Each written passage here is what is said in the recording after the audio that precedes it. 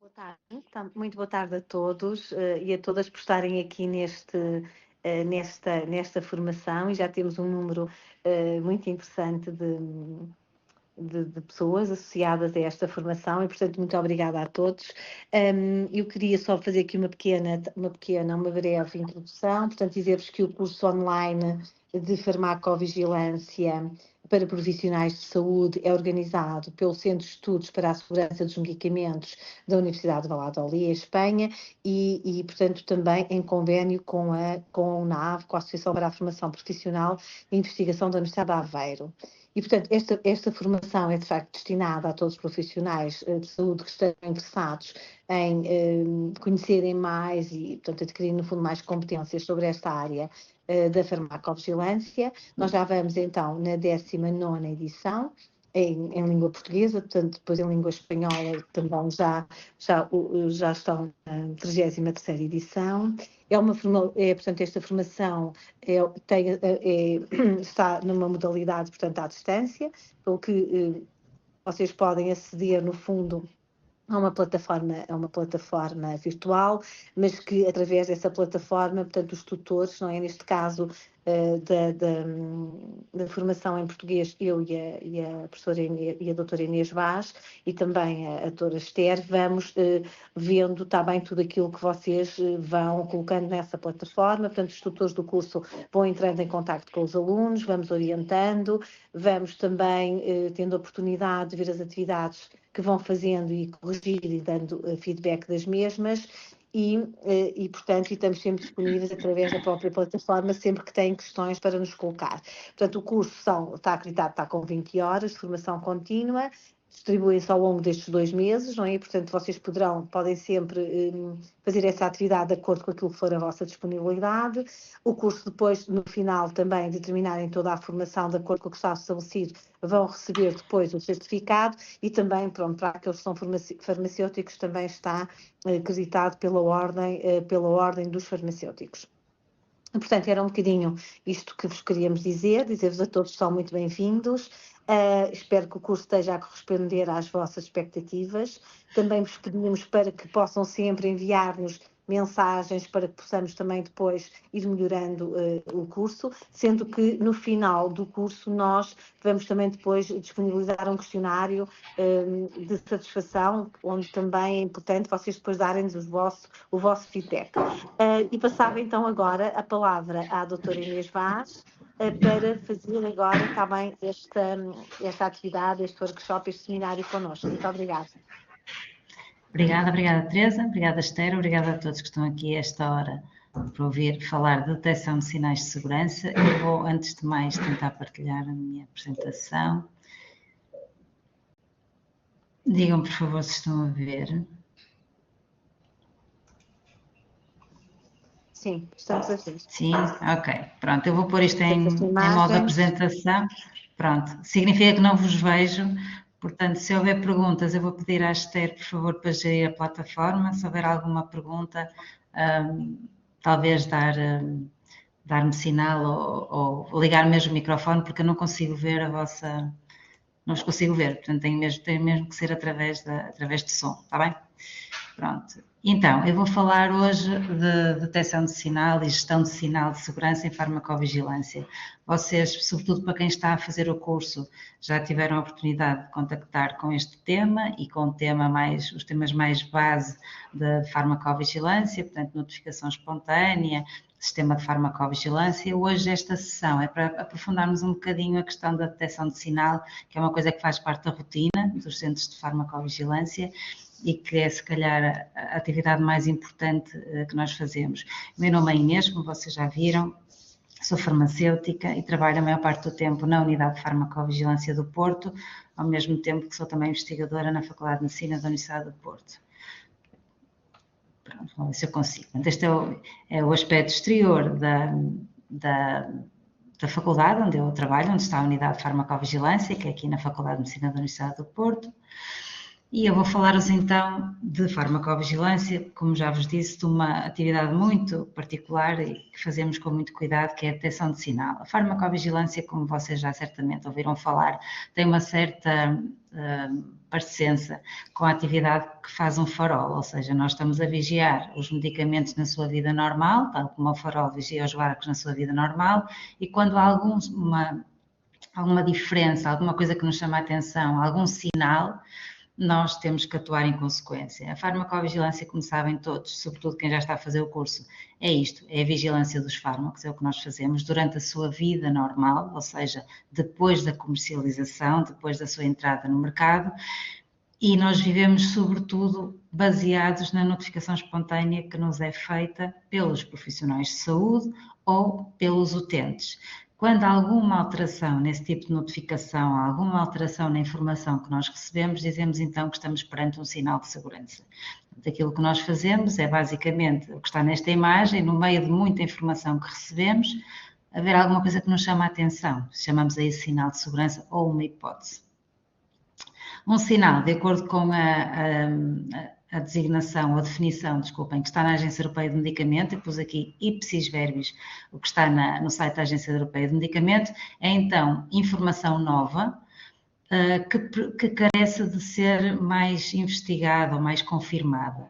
Portanto, no fundo, a definição de sinal não nos diz grande coisa, diz que é uma informação que é nova, obviamente sobre segurança do medicamento, sobre uma reação adversa nova, ou que se está a manifestar com uma frequência inesperada e que carece sempre de mais investigação, de mais confirmação.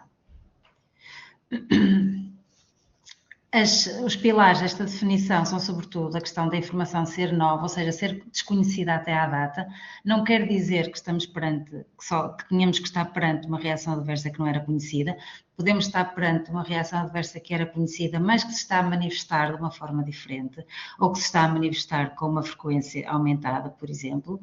Depois, o que diz na definição também é que esta informação pode ser proveniente de diferentes fontes. Nós trabalhamos sobretudo com uma fonte de informação que é a notificação espontânea, mas esta informação pode vir de outros sítios. Pode vir de alguma notícia, de uma questão mediática, pode vir de um congresso, pode vir de uma publicação científica em que se fala de uma informação nova. Tudo isto pode ser uma fonte de um sinal de segurança. Falamos de sinal de segurança também quando está implícito algum dano, por isso é que estamos a falar sempre de reações adversas, algum problema que possa estar ali a causar algum dano à população que toma o medicamento. E depois, como vimos também na definição, estes sinais de segurança precisam sempre ser avaliados e ponderados. Nós não podemos decidir que qualquer notificação é um sinal de segurança, não é. Algumas são, outras não. E, portanto, chegando ao fim, um sinal de segurança não é mais do que uma hipótese de trabalho. Surge-nos uma hipótese, que significa parece que esta reação está a surgir mais do que ao costume, ou parece que este medicamento está a provocar esta reação, algo que desconhecíamos, então é uma hipótese de trabalho que nós temos em cima da nossa mesa para, obviamente, trabalhar e continuar a investigar. Estas são as várias etapas quando se fala da gestão de sinal. Da primeira coisa, aquilo que viram há bocadinho naquele slide da menina com uma lâmpada na mão, será a primeira fase, que é a detecção. Estamos a encontrar um sinal, a detectar um sinal. Essa fase é quase sempre conjunta com a fase de validação, em que nós damos quase um selo de qualidade, ok, isto tem informação suficiente para seguir.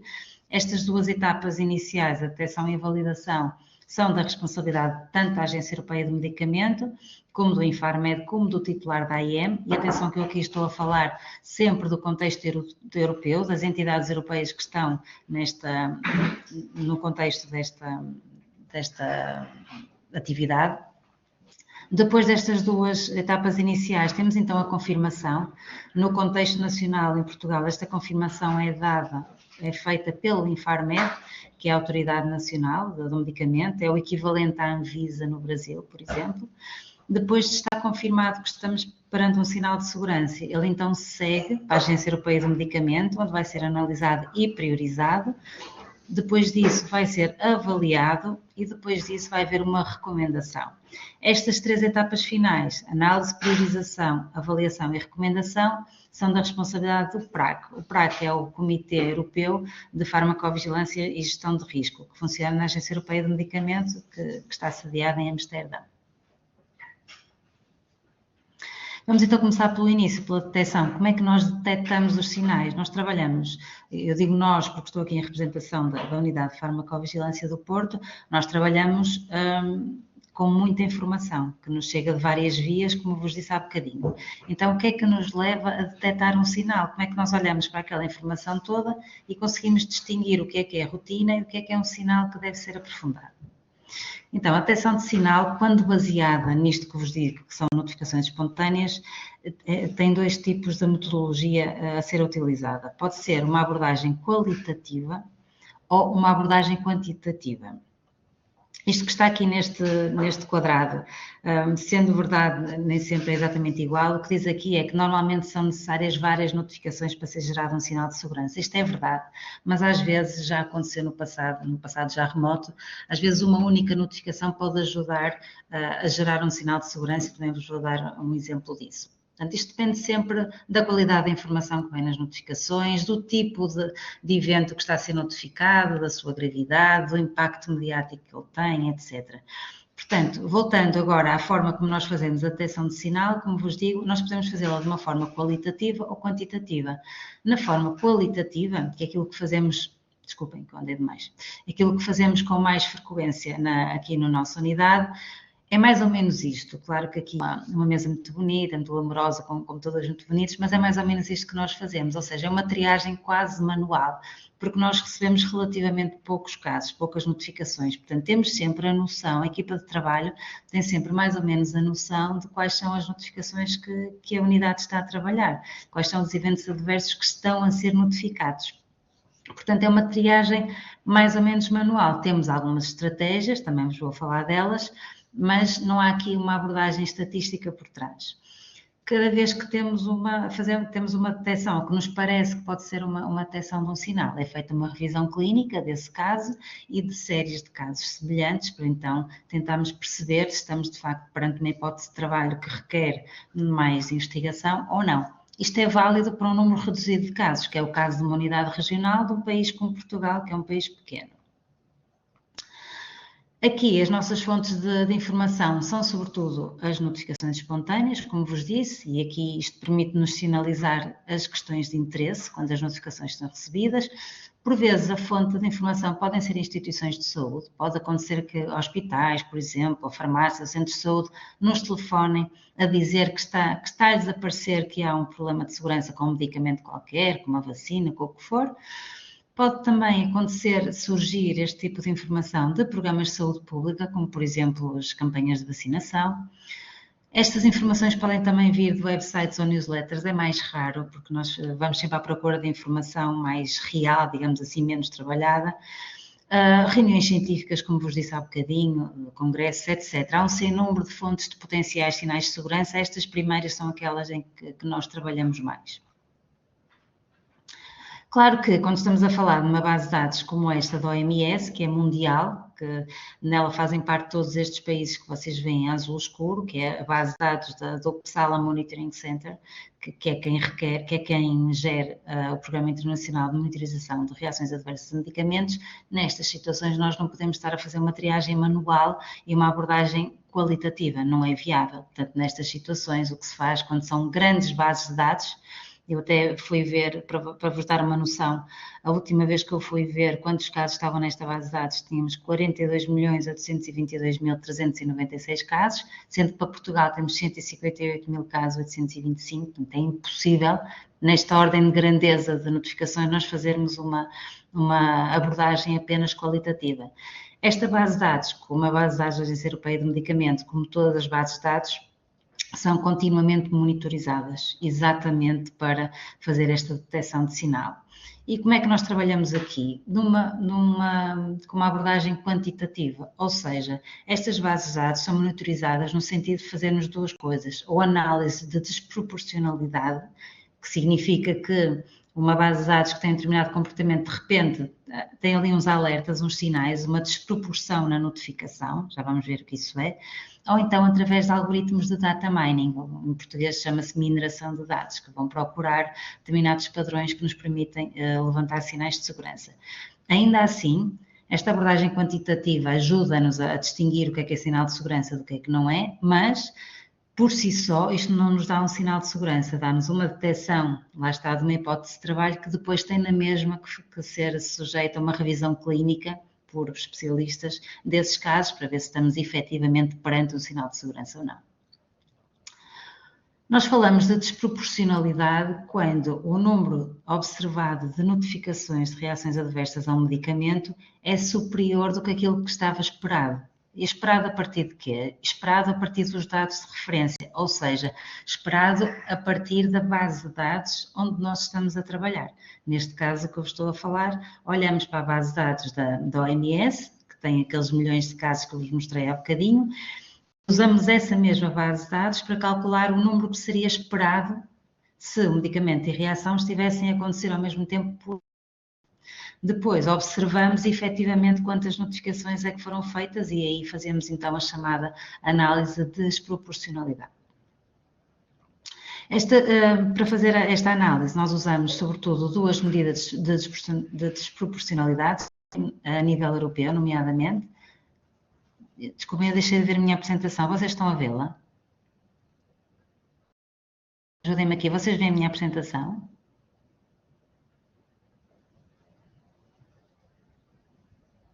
Não. Alguém me ouve? Esther, Teresa? Se ha cortado un poquito, pero ahora va bien. Está tudo bem? Mas vocês veem a apresentação, Esther? Sim? Ahora sí. Ok. Pronto, eu não sei até onde é que ouviram. Ouviram-me falar da desproporcionalidade, da forma como era feita? Ouvimos-te falar, Inês, sim, até a desproporcionalidade, depois deixámos de te ouvir. Ok, pronto.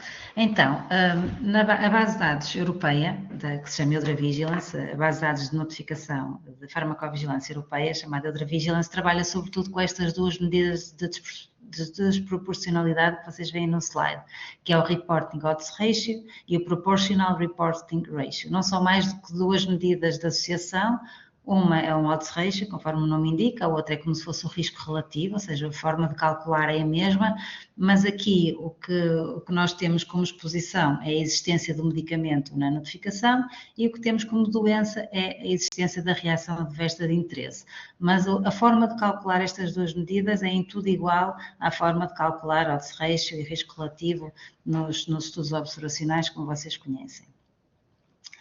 Para o Eudravigilance, portanto, a nível europeu, em contexto europeu, considera-se que estamos perante um sinal de segurança quando o Reporting Odds Ratio é superior a 1 e temos ou mais de 3 notificações de reação adversa a medicamentos sob monitorização adicional, e isto é um grupo particular de medicamentos, que são medicamentos para os quais vocês vão ver um triângulo preto invertido, de certeza que já viram isto no RCM ou no folheto informativo.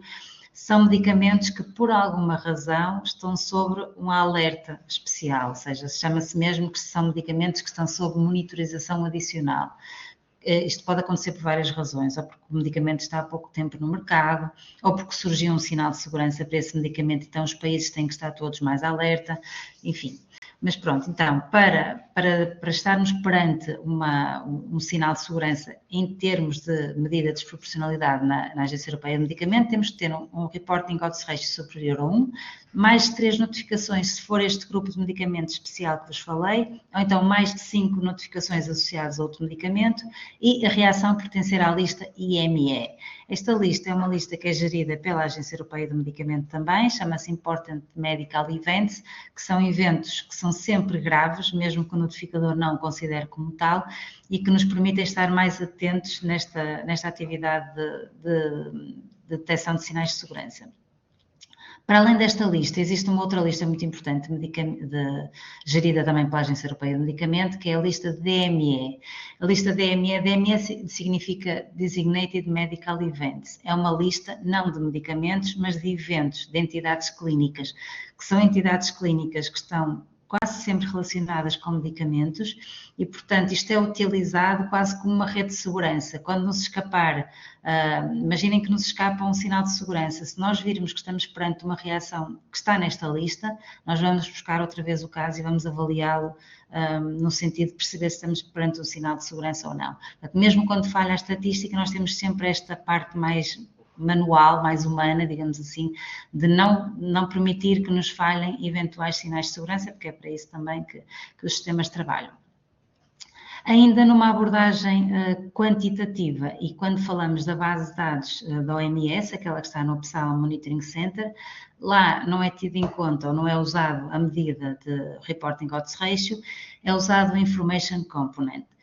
É uma medida que é muito parecida com o Reporting Odds Ratio, tem uma pequena, eles chamam-lhe um truque matemático, só para permitir uma interpretação mais fácil, ou seja, neste caso, o que interessa não é ser maior do que 1, é ser um valor positivo, ou seja, maior do que 0, mas a forma de raciocinar é a mesma. Quando o valor de C é maior do que 0, portanto é de 0 para cima, quer dizer que estamos perante um sinal de segurança. Quando é menor, em princípio não estaremos. E vocês encontram este valor quando entramos na base de dados da OMS, que é a Vigibase, que tem uma ferramenta de análise que é a Vigilize, e aparece aqui do lado direito, não sei se vocês conseguem ver o meu cursor, mas estou a tentar aqui indicar, aparece aqui do lado direito o valor do Information Component, que neste caso é 4.7, e portanto, como é 4.7, é superior a 0, portanto significa que temos uma base estatística para detecção de sinal no que diz respeito à base de dados da OMS.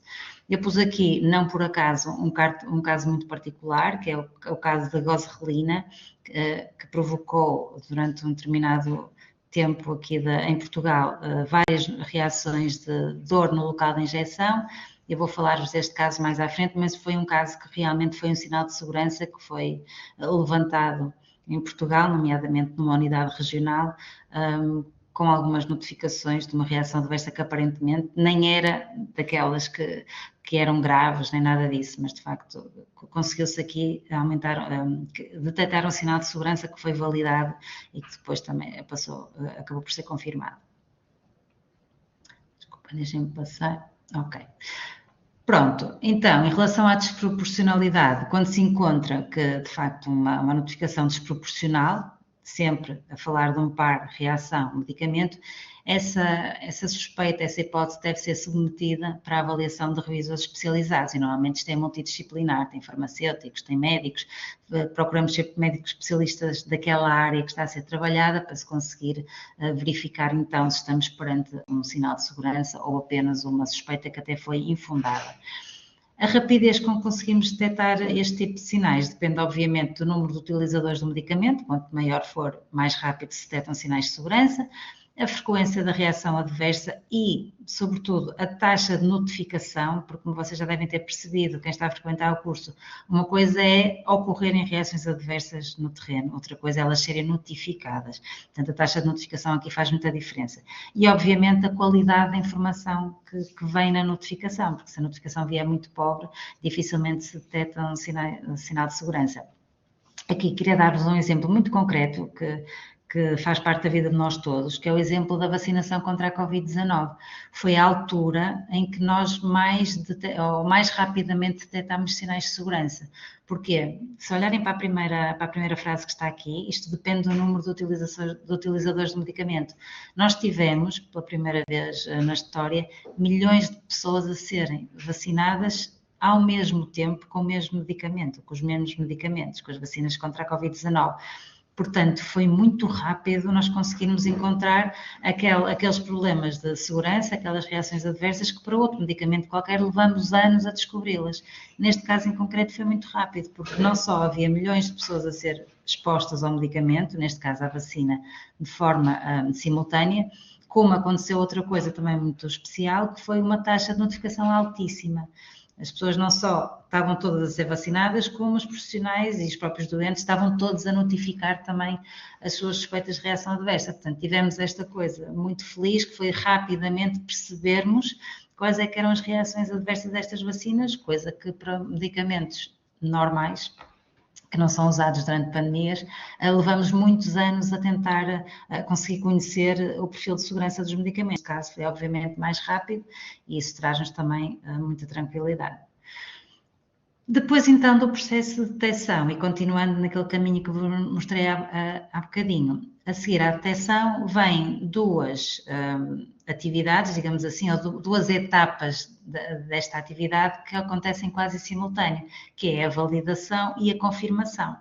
Isto é um processo em que nós tentamos sustentar o sinal de segurança que foi detectado na etapa anterior, a fim de verificar se a documentação que existe disponível contém provas suficientes que demonstrem a existência de uma associação potencialmente causal. O que é que isto significa?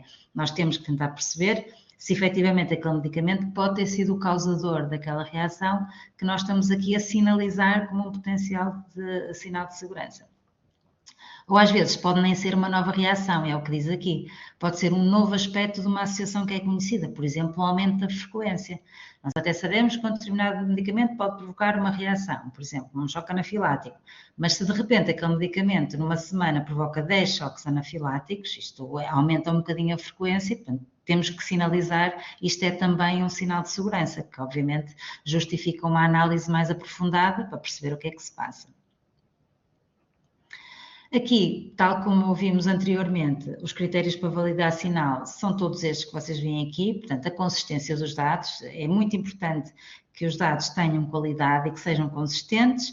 Depois, a relação dose-resposta, isto também é muito importante para nos dar mais, para nos robustecer o sinal, para nos dar mais certeza, digamos assim, de que estamos perante uma situação nova e que está associada ao medicamento, a plausibilidade biológica, achados experimentais, eventualmente pode existir análises laboratoriais que sustentem aquele sinal que nós estamos aqui a tentar validar, e a analogia, é importante perceber se há outros casos parecidos notificados noutras fontes. Isso é muito importante também para nos dar mais robustez ao sinal de segurança. O sinal, para ser reforçado, fazemos sempre isto, que é procurar mais informação noutros sítios que não apenas as notificações espontâneas, nomeadamente literatura médica. Pode haver artigos científicos publicados em que nós vamos buscar informação parecida e que nos reforçam o nosso sinal de segurança. Bases de dados, todas as que nós conseguimos aceder, para tentar, porque às vezes há informação que está em base de dados e que nunca foi questionada se seria um sinal de segurança, portanto nós vamos lá buscar essa informação. Podemos ter que questionar o titular da AIM. O titular da AIM, para quem não está tão familiarizado com a sigla, é o titular da autorização de introdução no mercado, ou seja, a indústria farmacêutica, que pode também ter informação valiosa para o reforço do sinal de segurança. Registros de ensaios clínicos nem sempre estão disponíveis, mas quando estão, também são uma informação bastante importante que nos pode ajudar a fazer este reforço. Ainda assim, dizer-vos que a ausência de dados que suportem a nossa suspeita de sinal não significa que não se trate de um sinal.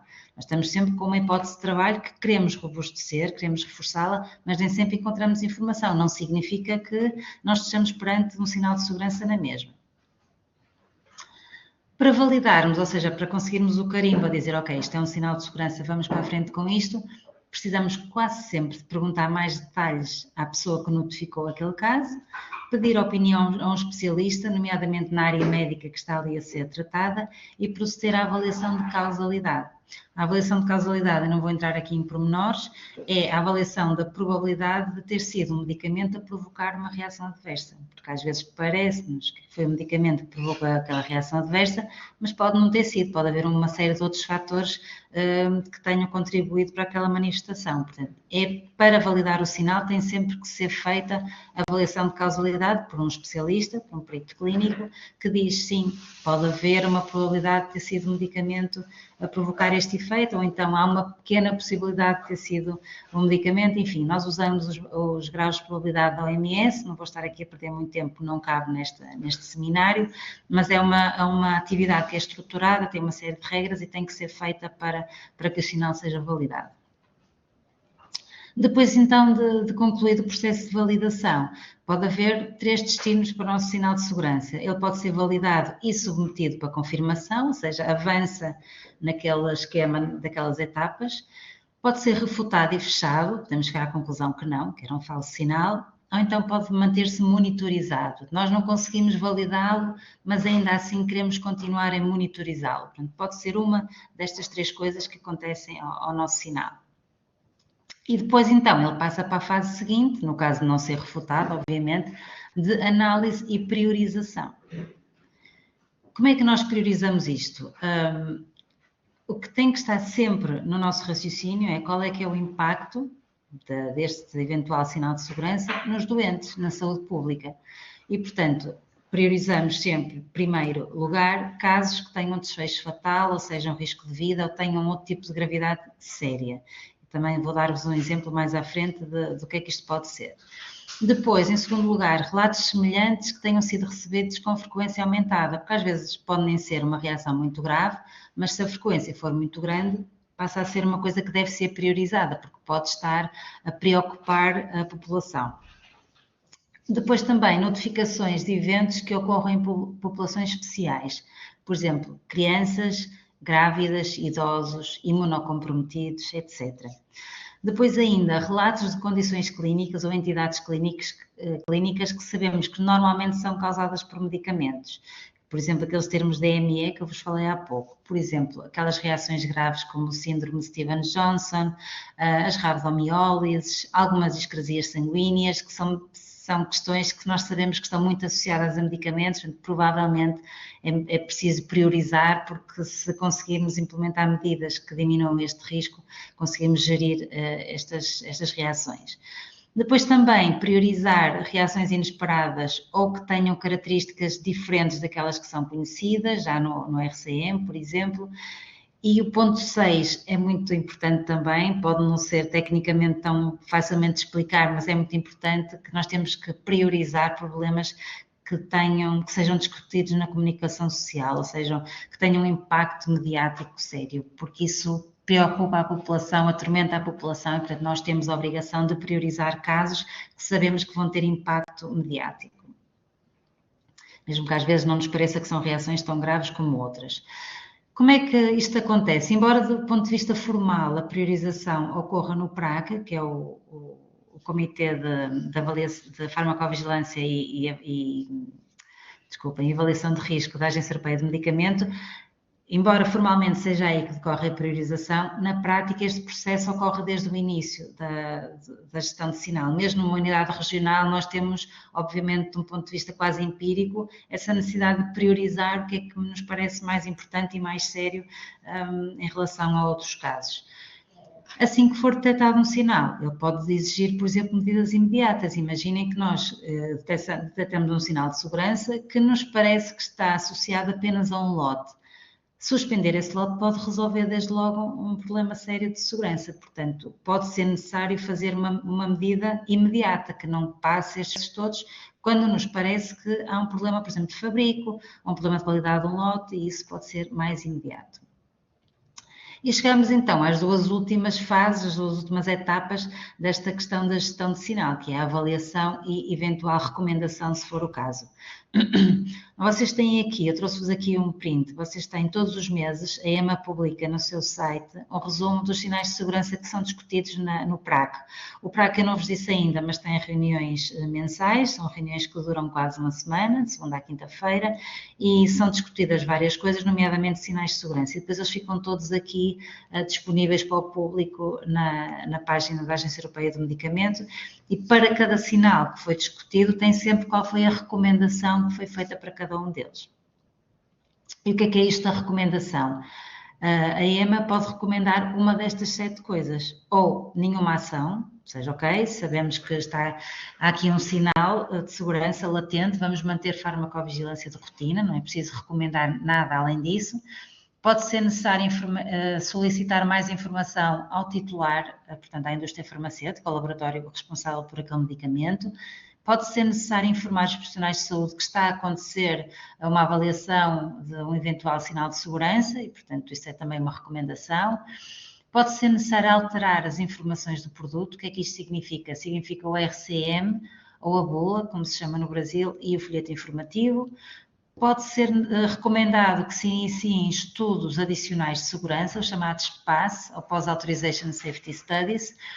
Pode ainda ser recomendada a implementação de medidas adicionais de minimização de risco, quando nós identificamos um risco muito particular de um medicamento e então decidimos que se implementarmos determinadas medidas para minimizar esse risco, podemos ter um ganho sério em termos de segurança. Ou então, nos casos mais graves, pode ser necessário alterar as condições de comercialização do medicamento, suspender, revogar o seu AIM, etc.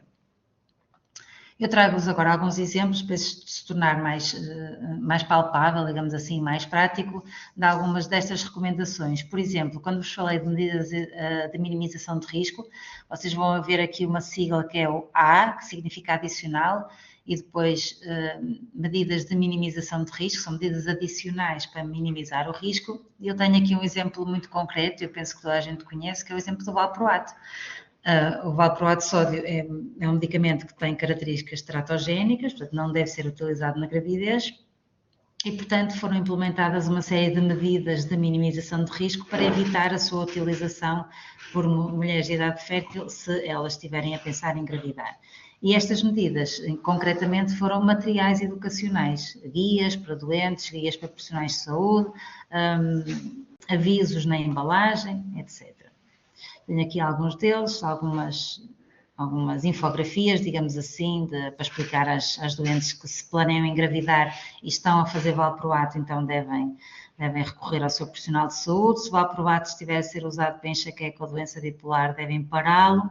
Se estiver a ser usado para epilepsia, não devem parar, mas devem consultar o seu especialista, porque esta balancinha aqui tenta representar aquilo como nós vivemos no dia-a-dia, quem trabalha em farmacovigilância, que é o risco e o benefício. Temos sempre que pesar um e outro e queremos sempre que o benefício supere o risco, porque senão temos que fazer alguma coisa para tentar minimizar. Isto é a advertência que está na embalagem destes medicamentos também, a dizer que o medicamento pode prejudicar gravemente o feto se for utilizado durante a gravidez. Isto é uma imagem do cartão para a utente. Isto foram tudo recomendações que vieram depois de serem detectados e validados sinais de segurança para este medicamento. Este é o guia também para a doente, portanto este medicamento tem não só um cartão que a doente leva para casa, onde explica que pode correr risco se engravidar, como tem um guia também a explicar de forma mais detalhada quais são os riscos associados. E depois trago-vos aqui outras situações, nomeadamente esta segunda que está aqui, de coagulação intravascular disseminada associada a 2 medicamentos, a adenoprostona e a oxitocina, porque este foi aquele exemplo que vos falei do início, que foi um sinal de segurança que foi detectado, que foi despoltado apenas com uma notificação. Foi feita só uma notificação desta patologia que não se conhecia, estar associada a adenoprostona e a oxitocina, e depois de se fazer uma revisão de casos, percebeu-se que havia mais casos na Península Ibérica, em Portugal e em Espanha, e foi então feita, passaram-se aquelas etapas todas de detecção de sinal, e a recomendação que foi feita foi que fosse alterado o RCM e o folheto informativo destes medicamentos a nível internacional, para passar a constar que eles podem provocar coagulação intravascular disseminada, algo que não se sabia até este sinal ser detectado. Portanto, foi uma notificação que fez despoltar toda esta alteração. Estes medicamentos continuam no mercado, são usados para induzir o parto, o trabalho de parto, mas sabemos agora que eles podem provocar coagulação intravascular disseminada, algo que não se sabia deste sinal, que já foi em 2004. Aqui um outro exemplo foi o exemplo que vos dei há bocadinho quando vos mostrei a desproporcionalidade no site da OMS, que foi a questão da gozerrelina, que provocou imensos casos, imensas queixas, imensas notificações de dor no local de administração. Esta é uma reação adversa que à partida não é grave, porque estamos a falar de dor no local de administração, mas a verdade é que provocou aqui um efeito sério que foi, impediu a adesão à terapêutica. As senhoras que tomavam gozerrelina teva, isto é um medicamento que é tomado para tratamento do cancro da mama, é administrado a cada 28 dias, sob a forma de um implante subcutâneo, e o que estava a acontecer é que como as pessoas reportavam uma dor tão intensa durante a administração, elas não queriam voltar a tomar o medicamento. Portanto, estávamos a impedir a adesão à terapêutica no tratamento de uma doença grave, que era o cancro da mama. Portanto, isto passou a ser uma reação grave, apesar de aparentemente não ser grave. E obviamente percebeu-se que estávamos perante uma situação séria e o medicamento foi suspenso. Ou seja, deixou de ser utilizado, passou a estar disponível uma outra marca nos hospitais, mas não esta marca em concreto.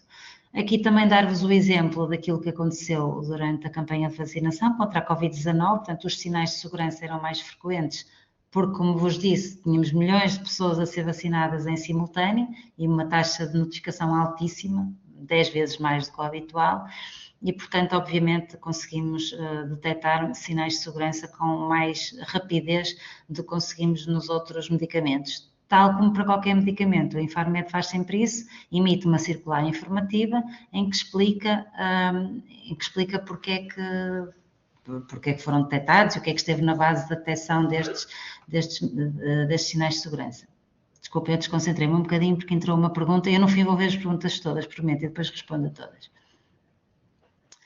Pronto, aqui deixar-vos também este recurso, que é uma guideline da Agência Europeia do Medicamento, que é a guideline nas boas práticas de gestão de sinal de segurança. Portanto, tudo o que eu disse aqui está basicamente nesta guideline, em que explica como é que se faz, como é que funciona cada uma destas etapas e quais é que são as boas práticas para uma boa detecção e gestão de sinais de segurança. E pronto, a minha parte em termos de apresentação formal era isto que tinha para vos mostrar e agora estou disponível, tal como vos prometi, para responder a perguntas.